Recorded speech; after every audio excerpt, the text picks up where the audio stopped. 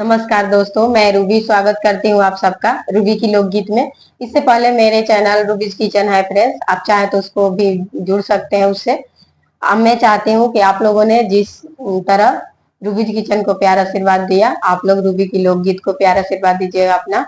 तो चलिए फ्रेंड्स, आज मैं ये हमारा पहला गीत है। मैं माता रानी के कलश स्थापना का गीत गाना चाहती हूँ। तो ये हमारा पहली गीत है, आप लोग इसे प्यार आशीर्वाद दीजिएगा। तो चलिए देर नहीं करेंगे, गाना स्टार्ट करते हैं। तो आप लोगों को कैसा लगा कमेंट में जरूर बताइएगा।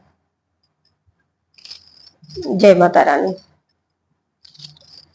नौम दिन नमी करम कलश धराई में माई शेरा वाली।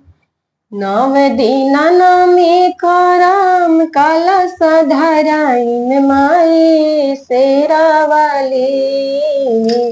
जल्दी से दर्शन देखाई माई सुनी शेरा वाली।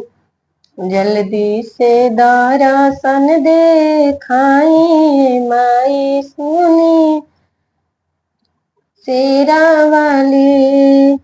हम मन से बनी कैले पूजनवा, बड़ी तन धान से हम कैनी पूजनवा। एक दर्शन खाती तरसे नयनवा, एक दर्शन खाती तरसे नयनवा। कोढ़ियो पुकारे माई दे दी दर्शन माई शेरा वाली। अंधो पुकारे माई दी दर्शन सुनी शेरा वाली।